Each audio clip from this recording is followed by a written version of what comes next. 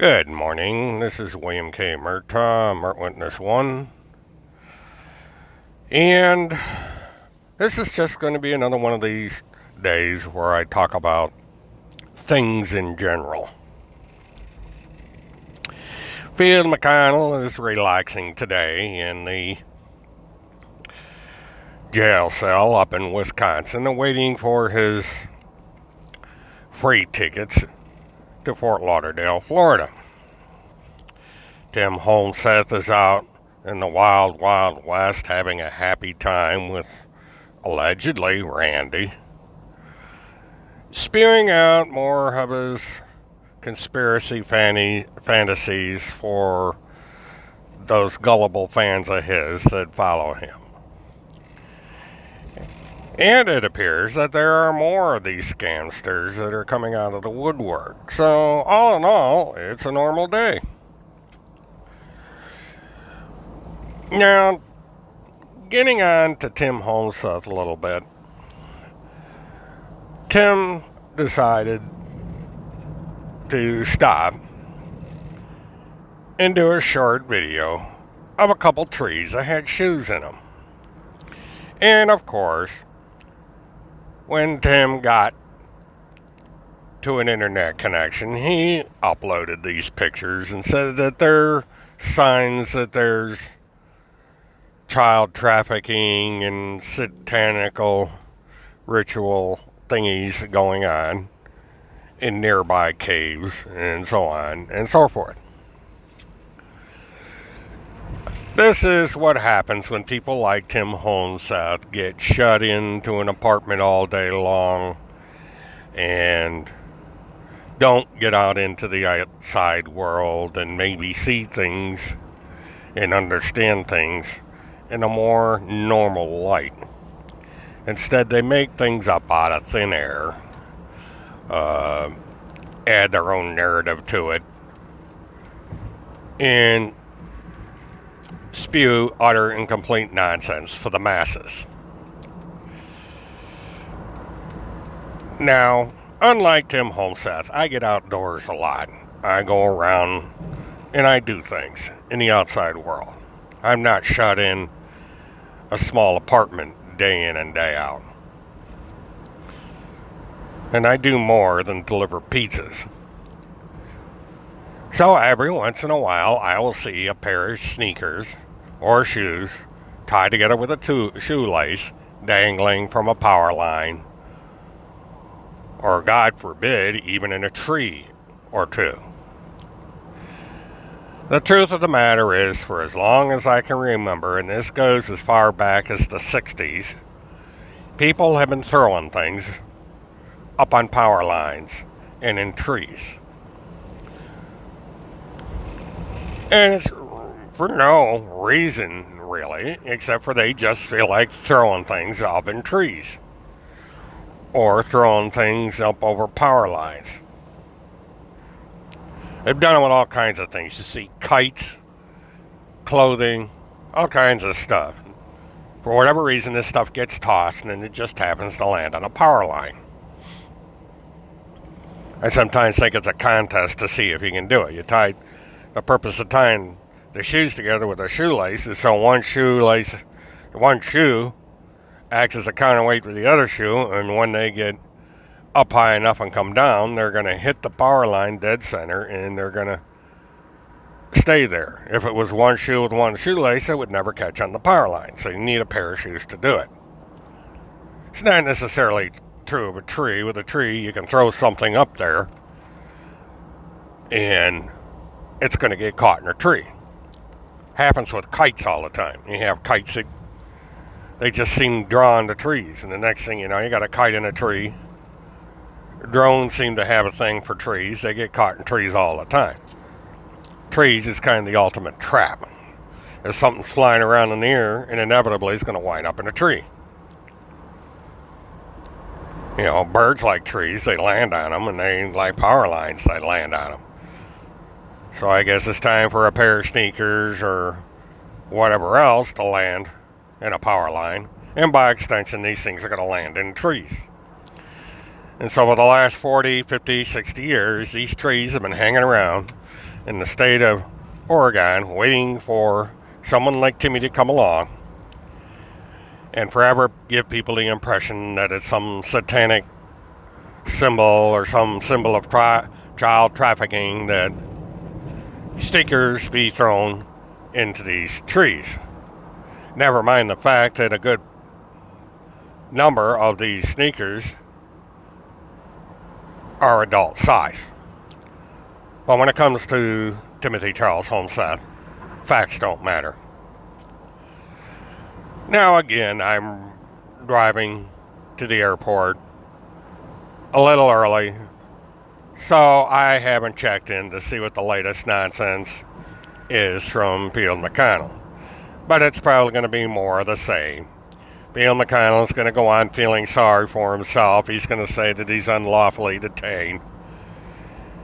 And we're going to have another day of the Field McConnell pity party.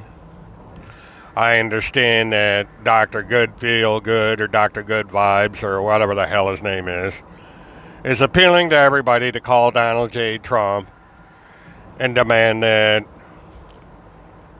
Donald J. Trump do something about getting Phil McConnell out of jail. The only problem, of course, is nobody knows who the hell Phil McConnell is in the White House, let alone Donald J. Trump. And people also don't know that when you call the White House, you are not going to get Donald J. Trump. The chances are slim to none. You're going to get a number of board operators whose job it is to sit there and listen to the nonsense that comes in on the switchboard. People who want real access to Donald J. Trump and who count have the inside numbers. They don't go through the White House switchboard. So anyone calling the White House for any reason is basically wasting their time. They keep track of the tone of the phone calls for statistics and stuff like that. But for stuff like trying to get Phil McConnell out of his comfy county jail, ain't going to work. It's going to fall literally on deaf ears. While people are sitting ranting away on the White House switchboard, the operators, if there are any humans around, will be sitting there texting away on their smartphones, seeing what's going on Twitter, Facebook, watch cats chasing laser beams around or dogs doing cute things. Cats snuggling up the dogs and stuff like that. They're not going to be paying attention to some silly person from Nowhereville, USA, trying to get someone that nobody's ever heard of out of a county jail. But it's amusing to see this stuff go up on the internet. Yeah, just another waste of bandwidth, something else to put on a server's hard drive somewhere in a warehouse-shaped building in the middle of nowhere. And the advertisers pay to be put in association with content like this. It's just amazing what people do for money. So, not much going on with Ms. Abzug. It's a waiting game. Her trial's coming up in a few days. And it may be the first step to finding out just exactly what happened.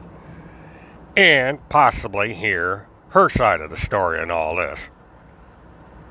Besides hearing it on talk shows. To see if Ms. Abzug has a valid case or not.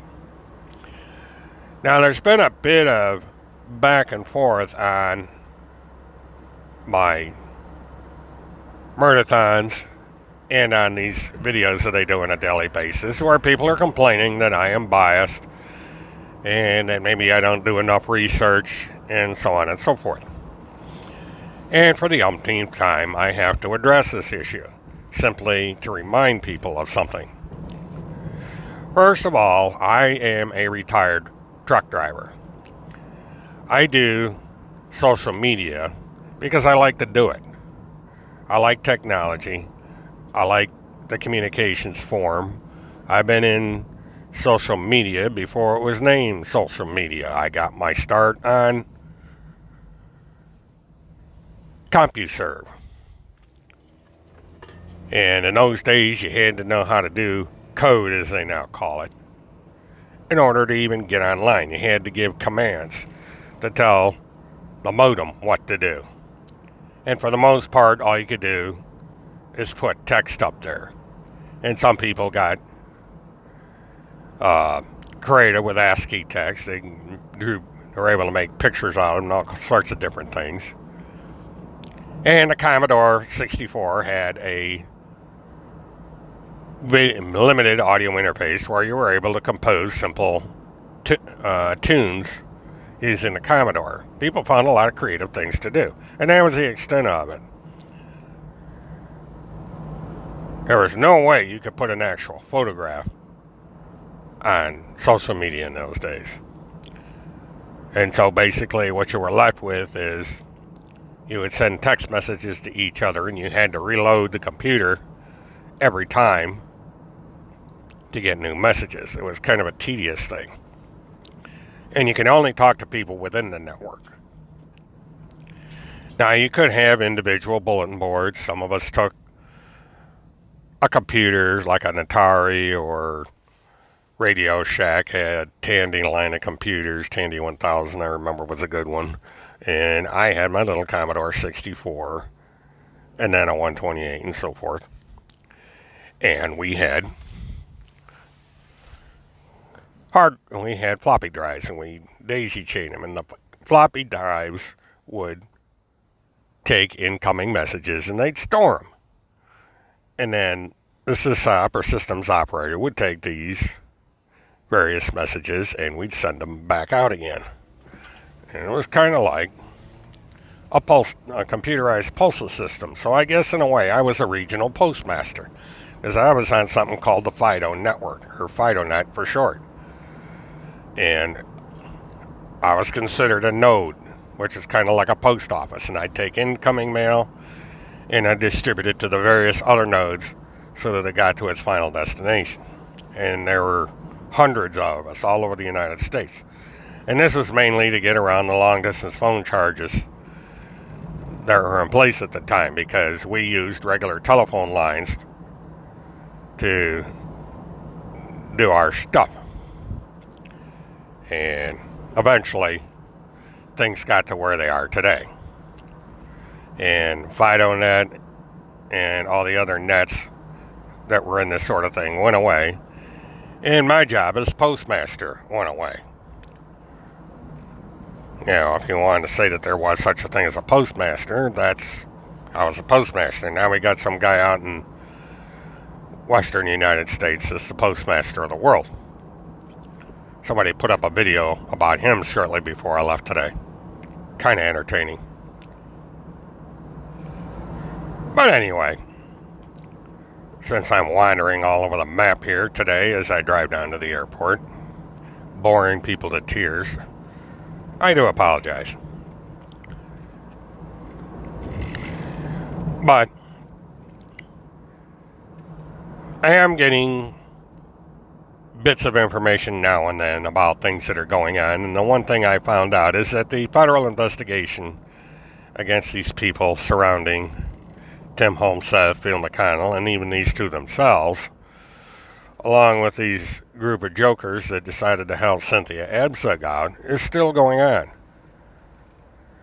And so anybody complaining that somebody hasn't been arrested yet, be patient. Their time is coming. They may think that they've bitten the bullet on this and that they're going to do their thing and get away with it. And they may be in for a bit of a surprise, I should say. For the wheels of the government turn slowly. These grifters aren't at the top of the government's list right now, but they're working their way up there. Because as the workload progresses with the government agencies, attention will come to them eventually.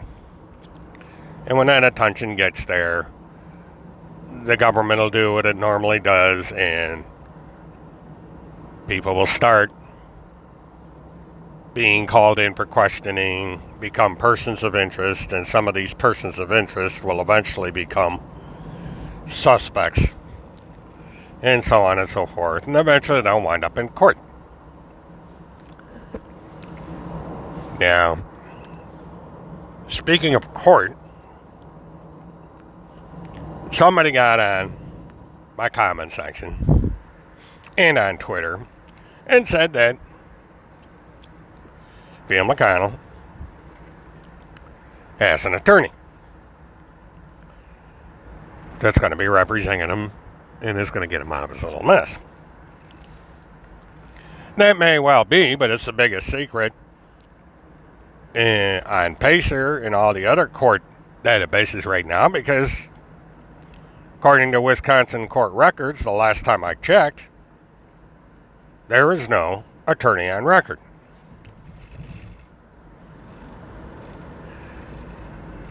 And in order to be recognized as an attorney on record in behalf of Phil McConnell,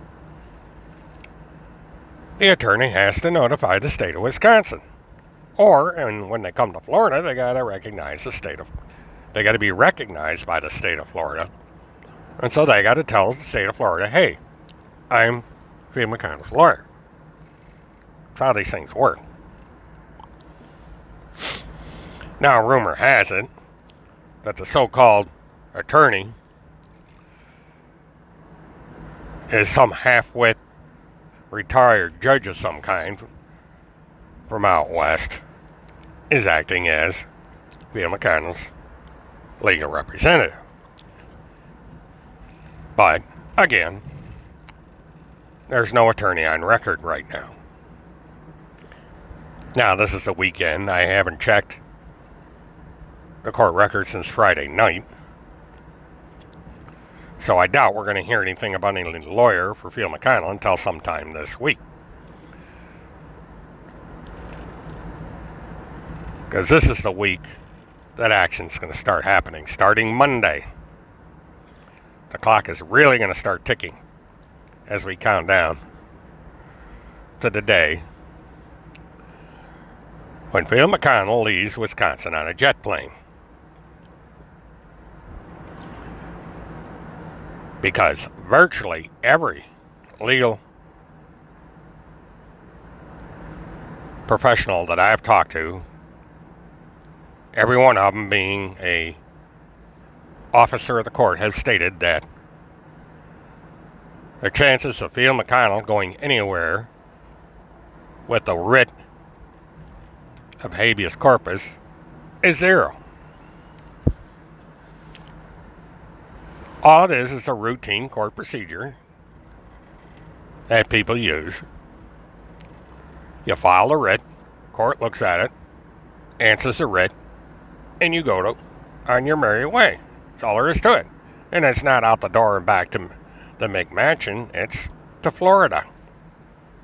Phil McConnell is not going to see his house ever again.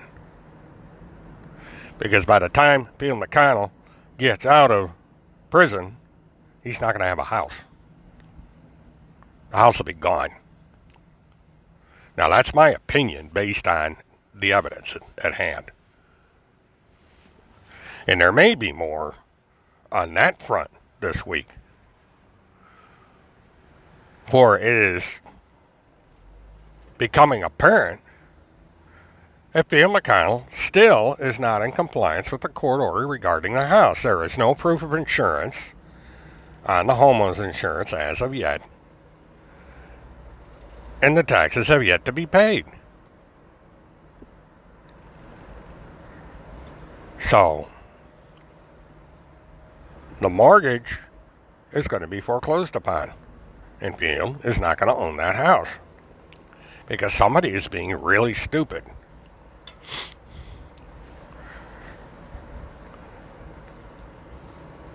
You know, there's all kinds of what we call tangible assets in that property. All kinds. And the value is more than enough to save that house. Get all the taxes caught up, every dime of taxes caught up, and get Bill McConnell out of his little hole. But nothing's being done about it. And the day the IRS comes in and starts putting inventory tags on everything is the day you know things are going to start hitting the fan. Because that hasn't quite happened yet. There hasn't been a list of asset demands from the IRS as of yet.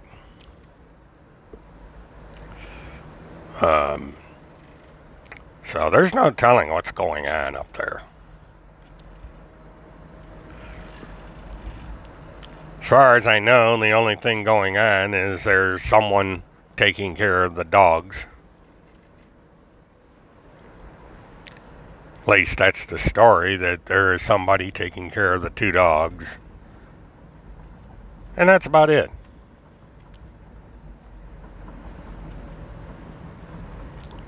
The property remains dormant. It's wintertime, so not much farming is going on. If there's any livestock there, I hope the livestock's getting fed. But other than that, nothing. You know, maybe Dr. Good Vibes is using the house for the studio, although I was under the impression there was a separate studio that's not in the house. Who knows? But it's kind of like the calm before the storm. There's just nothing going on, but all hell's about to break loose in a number of fronts. Public's attention is being diverted elsewhere. This so-called impeachment of President Trump is about to wrap up Wednesday. He'll be acquitted, more than likely, on a partisan vote, unless something really dramatic happens. President Trump will be around until 2020, and then the people will decide what to do. If people want him, they'll vote for him. If people don't want him, they'll vote him out. And no matter what happens, people are going to bitch and complain about it. The people that want Trump to stay are going to bitch if he's voted out. The people that want Trump gone are going to bitch if he stays in. And this pissing and moaning is going to go on for eternity. That's what this country has turned into. That's the inevitability of everything. We're all just going to keep pissing and moaning because we don't get our way about things. You know, welcome to the new world.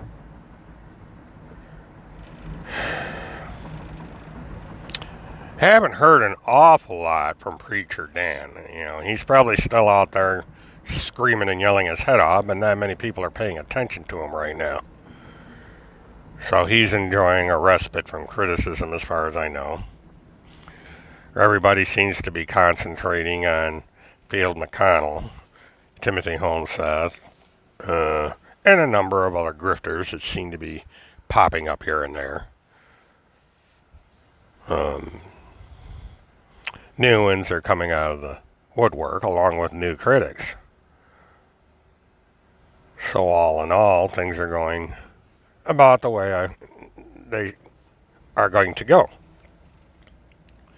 And because of that, there really isn't much for me to talk about. And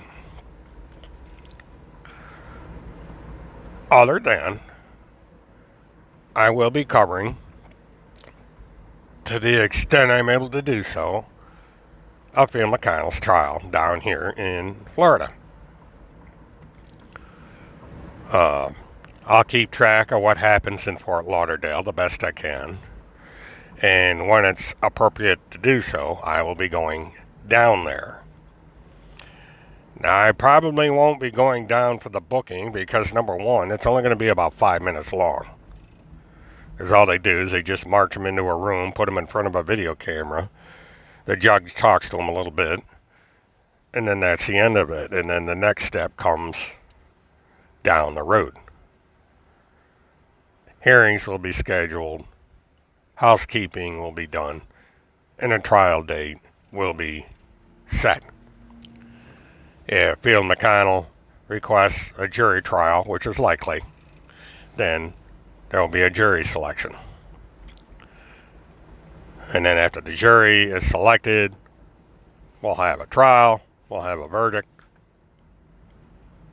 If there's an adjudication of guilty, a sentence will be announced. And that'll be the end of the story, more or less. If Field McConnell is adjudicated not guilty, then it won't be over, and we'll be covering what happens next. But the one thing is infinitely clear: Field McConnell is not going to be getting $1 million a day for being falsely accused or kidnapped or whatever you want to call it. That ain't going to happen. He'll simply say, okay, you've been adjudicated not guilty, case dismissed, go home. And how he's going to get back to Wisconsin is anybody's guess. But if and when that happens, we'll talk about it. Because I'm sure that if Field McConnell somehow manages to get himself out of this mess, whether it's being acquitted, adjudicated guilty but given time served, and kicked out of the state, that'll be interesting to see how he gets back to Wisconsin, and if he's going to have anything to get back to.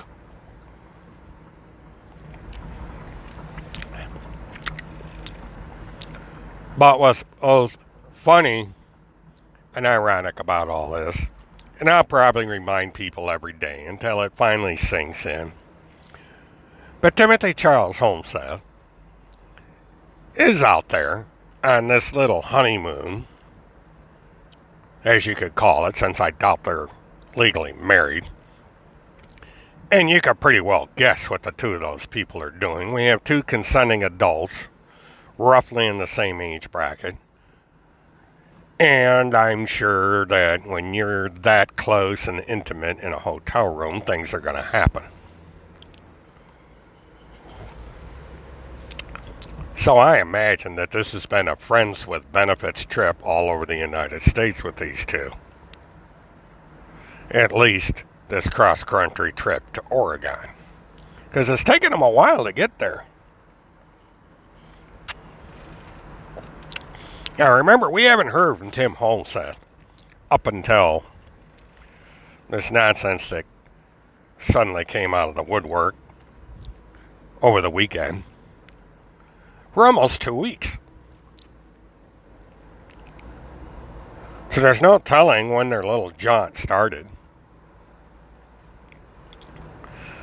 But start it did. And Tim found himself on assignment. And that assignment is to have a happy time with his new girlfriend.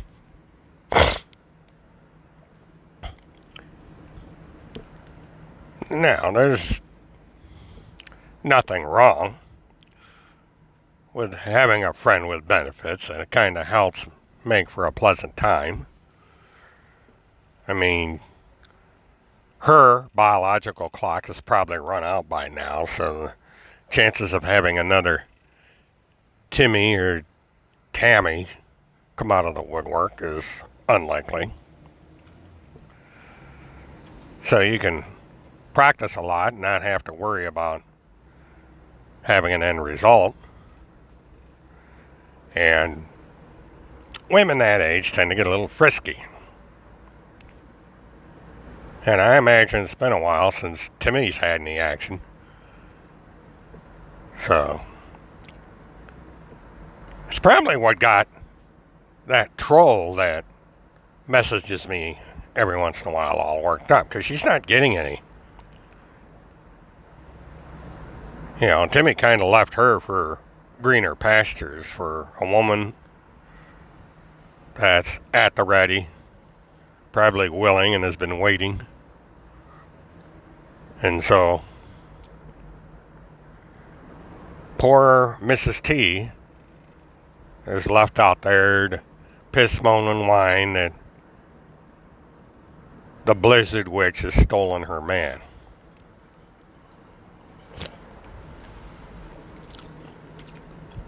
But, Lady T, you let the Blizzard Witch take your man because you didn't step in when you could and do something about it. And now it's too late. You can piss, moan, whine, send pictures of all kinds of people and tell people to F off and all this. It's not going to do any good. People are laughing at you. You're a big joke. You're the entertainment. You're the useless idiot. You're the clown. You enabled Tim. You sent Tim money. And don't tell me you didn't, because I know better. You put Tim in the hands of that woman. You have only yourself to blame. So suck it up, lady. You know, you can block me for another 4 hours, but you'll be back. You always come back. You always have. You go dark and then you turn the light back on again. And we have the same routine going on every day.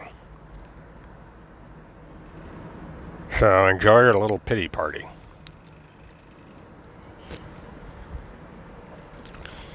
Now that little diatribe I just came out with is for the spurned lover of Timothy Homeseth. This is a lady that's been enamored with Timmy for over a decade. And I think she's actually in love with him. But she was never able to get her claws into him. He led her on, used her for the money she had, and he's gone on living his own life. And I think she's had it in the back of her mind that eventually her and Tim would get together. I think she actually said that at one time. I don't know. But I do know that to Tim, she is nothing more than just another useful woman in his quest for whatever his quest is. Be it money, be it fame, be it attention, be whatever it is that he's doing out there.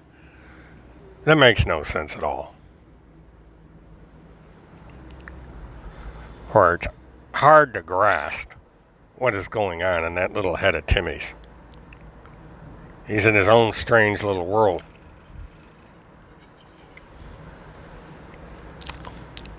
And she is yet another woman that is suffering for it.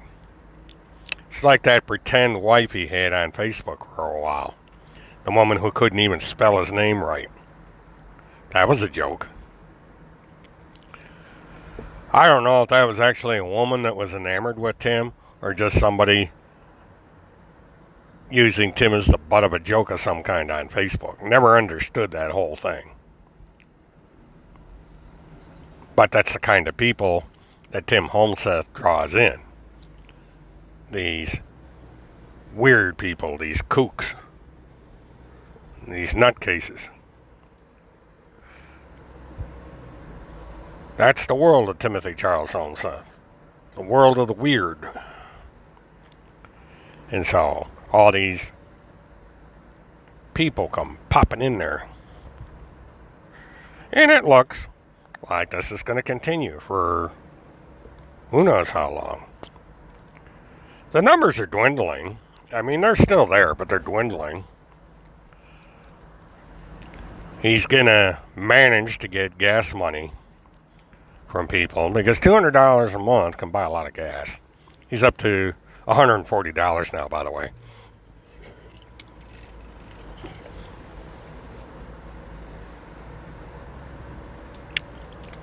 There are 20 people out there stupid enough to pledge money to him. And the key word is pledge. Because people can pledge money on these sites. But when it comes time to deliver, that's a different story.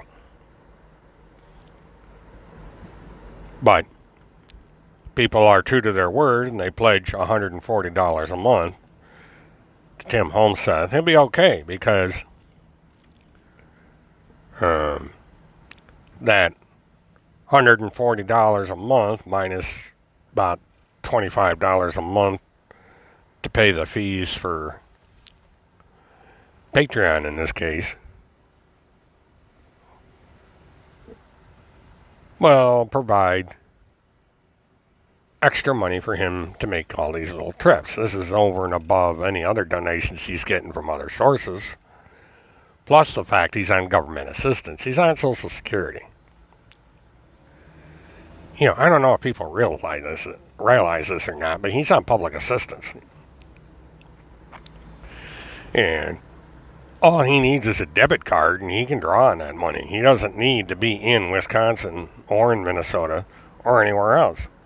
All he needs to do is be near an ATM machine or a bank, and he can draw the funds. And now he doesn't have a place to live, so he doesn't have all the expenses. He doesn't have an apartment. He doesn't have rent. He doesn't have heat. He doesn't have utility. He has none of that. His overhead is zero.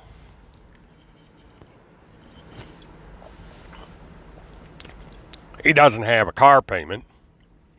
I don't know how he's paying the insurance on the car or if he's even got insurance on the car.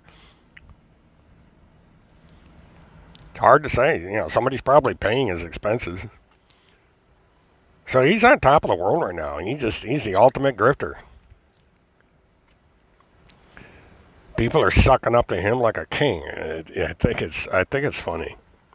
And he isn't doing anything. He's not saving any children. All he does is he publishes an article about some conspiracy theory, and people suck it in. That's how easy people are. And then the trolls, when you criticize Tim Homeseth like I do, they come invade your website and they complain and whine and cry about it because they don't want to hear the truth. They don't want to hear the fact that they're being made out to be fools because they believe in stupid shit. Believe in JFK Jr.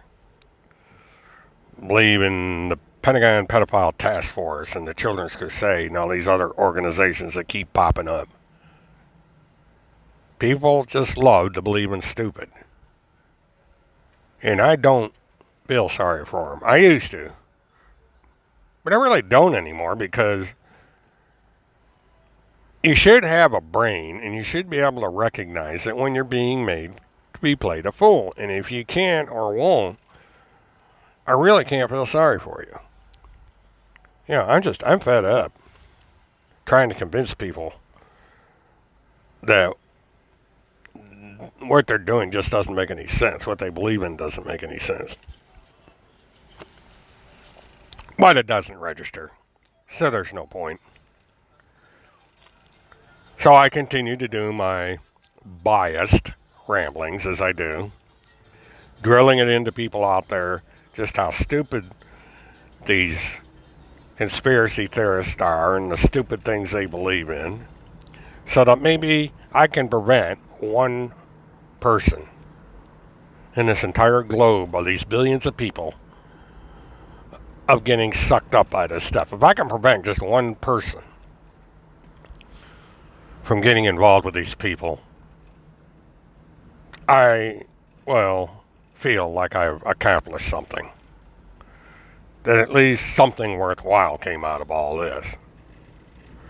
That one person out there is not going to get victimized by these morons.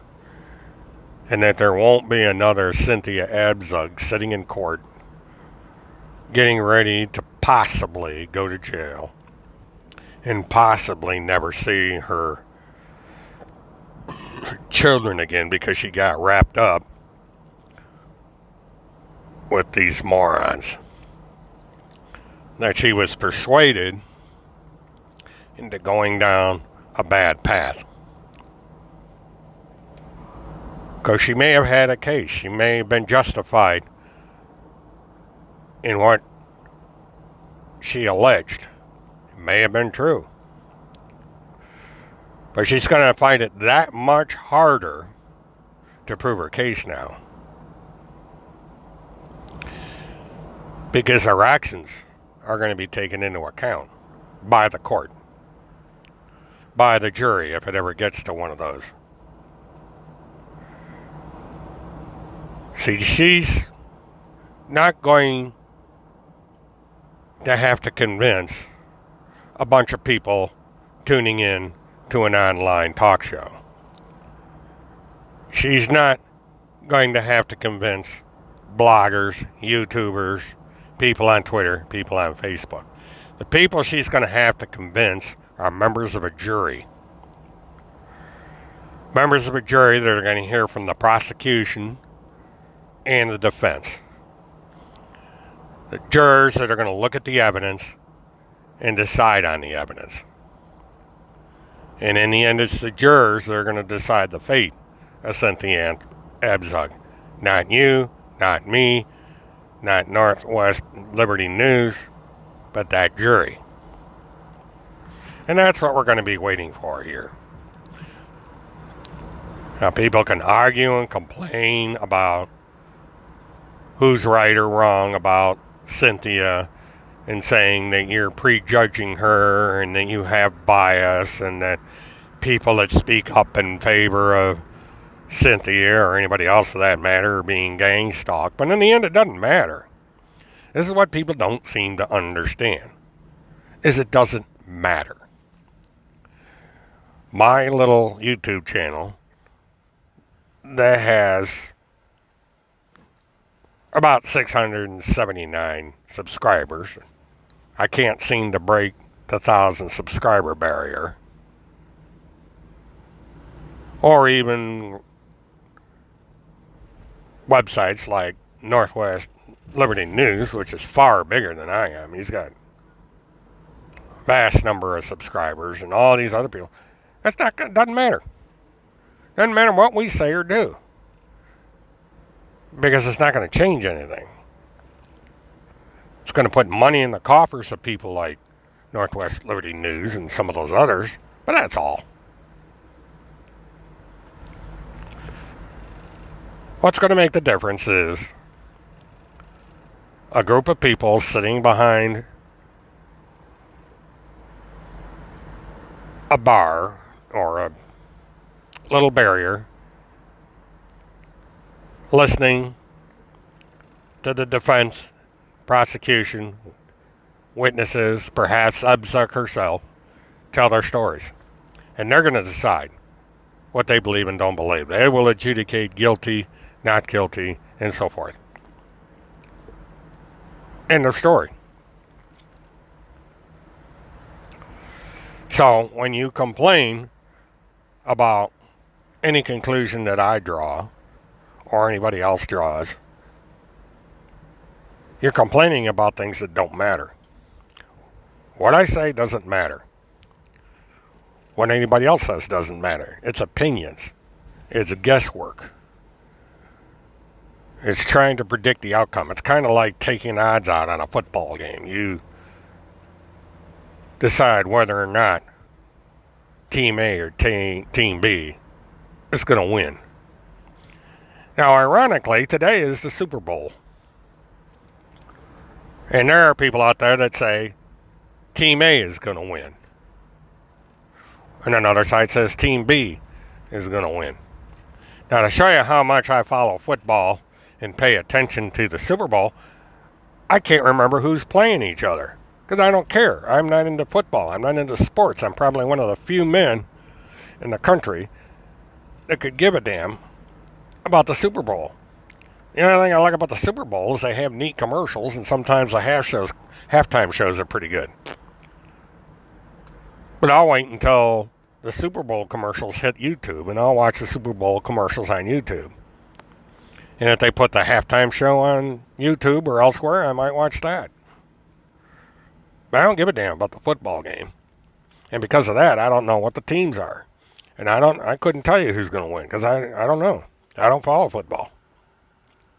But it's the same with Cynthia Abzug. Very few people know about this case.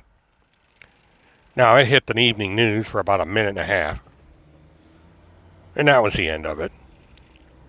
So the only people that know about Cynthia Abzug are those in this tiny world, in this tiny little corner of the internet that follow the case. And so we basically just wait around to the day when Cindy goes to court, tells her little story, and we'll see how this turns out. And all we can do is make our little predictions. And I have made mine, and people can piss, moan, and argue about it. But I really feel that unless Cynthia throws herself on the mercy of the court and starts naming names and saying it's not my fault I'm here, it's the fault of these people that talked me into this crap. I didn't know a thing about QAnon and all this other stuff until these people brainwashed me into comprehending it and believing that there are people out there that were going to sacrifice my son in some kind of evil satanic ritual.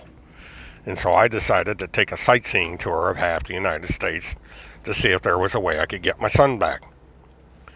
And then some nice lady down in Virginia gave me a passport with diplomatic immunity, and then I would be able to get my boy, and I would be able to scurry off to merry old England or somewhere else, maybe to Canada, with this neat little passport,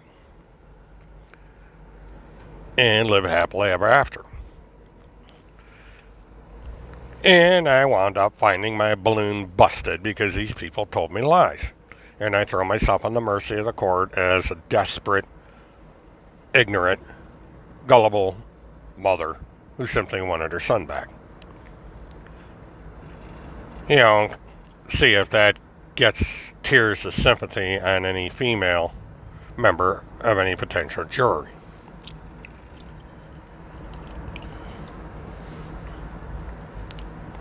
But I really doubt that it will work.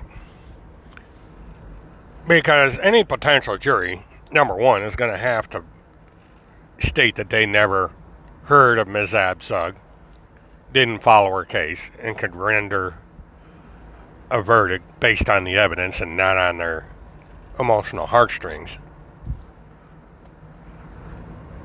And thus, Cynthia Abzug is going to have to rely on complete strangers,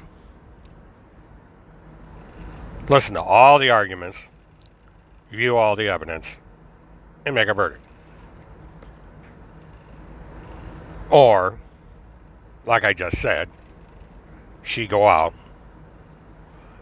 throw herself on the mercy of the court, plea bargain, turn state's evidence in return for immunity from prosecution, maybe get probation, time served, although she didn't spend very much time in jail. She may get off the hook. Depends on her criminal record. As far as I know, this woman has no criminal record. She's a first-time offender. So she might bite the bullet here. Now, if you look at this on the mitigating side, you have a woman that's never been involved in a criminal enterprise as far as anybody knows. Nothing serious anyway. And this is the first and only time that she's pulled a stunt like this. Nobody got hurt. And she can show mitigating circumstances in that she got mixed up with a bunch of weirdos who gave her false hope, took advantage of a desperate situation.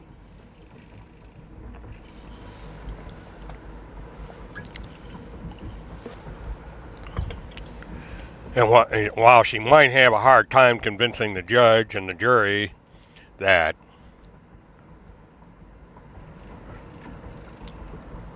it was common sense and reasonable for someone to believe that some old buzzard living out in the middle of nowhere on a farm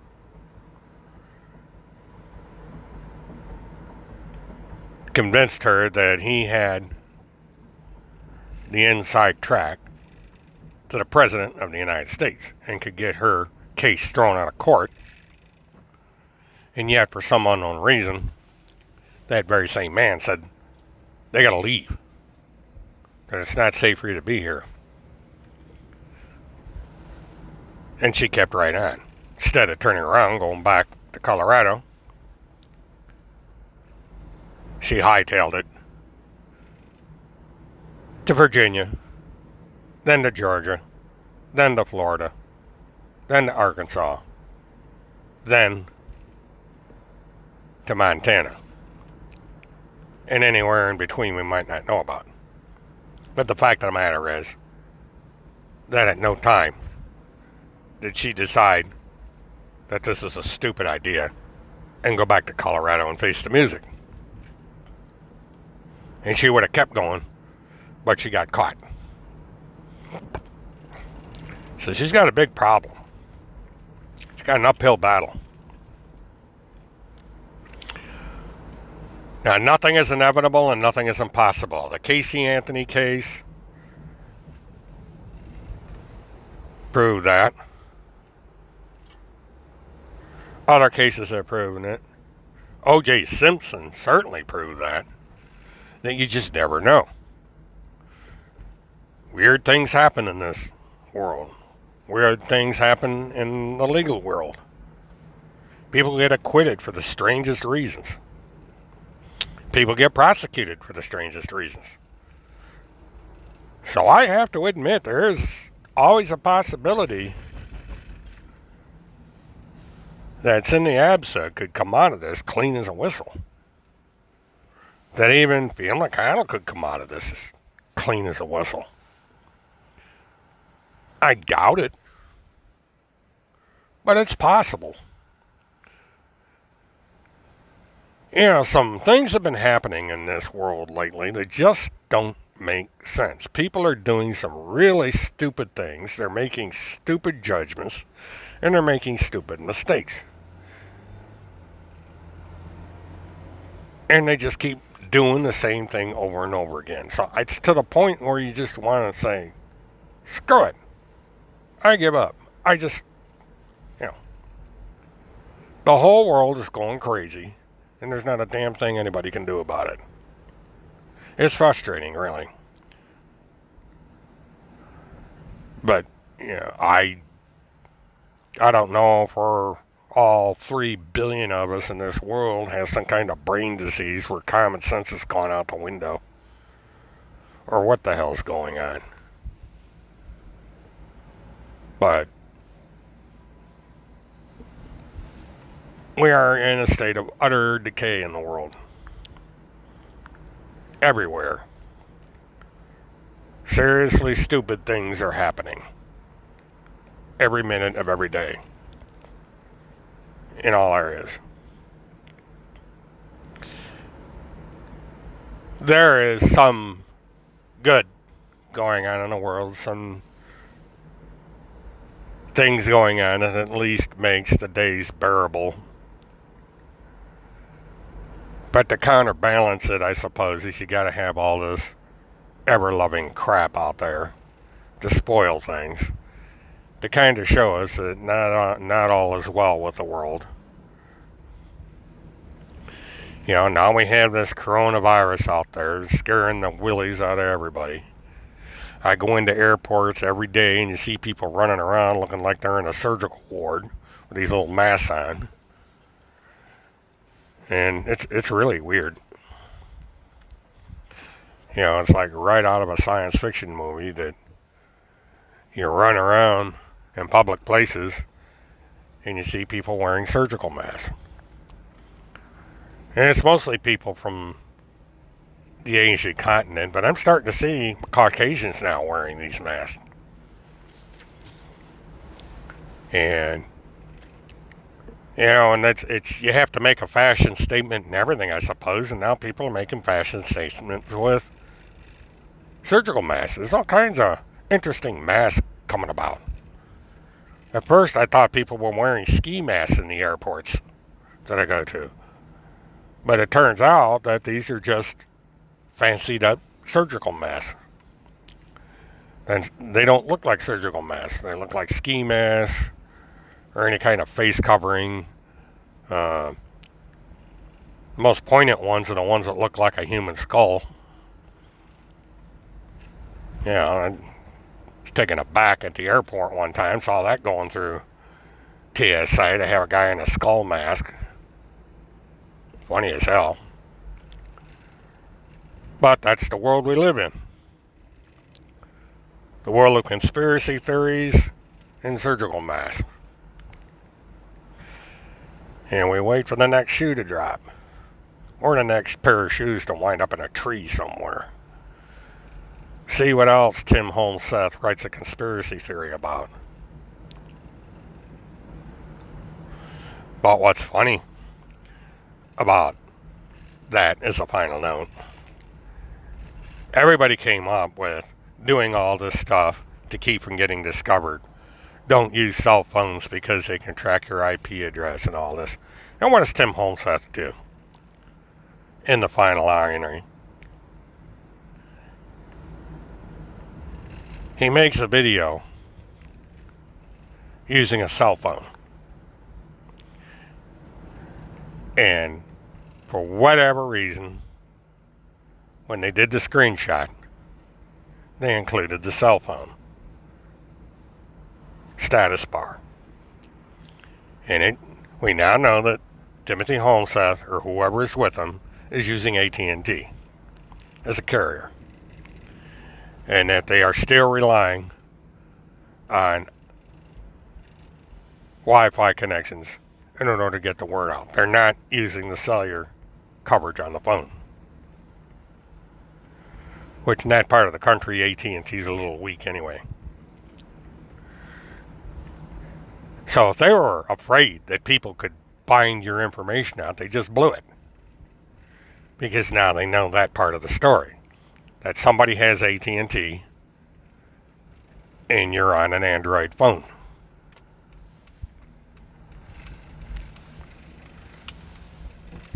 This is why eventually people like them will get caught. For eventually, they're going to slip up and they're going to commit a federal crime. And it's the federal crime that'll get them. So right now, they're just, in the eyes of the law, they're not worth bothering with. Timothy certainly isn't worth bothering with. He managed to get out of the state of Colorado without getting arrested, or out of the state of Minnesota without getting arrested. Now, I doubt they left Minneapolis, figured out a way to go underneath the state of Minneapolis, or under, boy, I boxed that one up. He figured out a way to get out of the state of Wisconsin, go underneath the state of Minnesota, come back up again, and continue their trip across country. That didn't happen. They took a chance and drove through Minnesota and on to Bend, Oregon. Because they knew the state of Minnesota didn't give a damn for Tim Holmseth. He's got a bench warrant for a misdemeanor.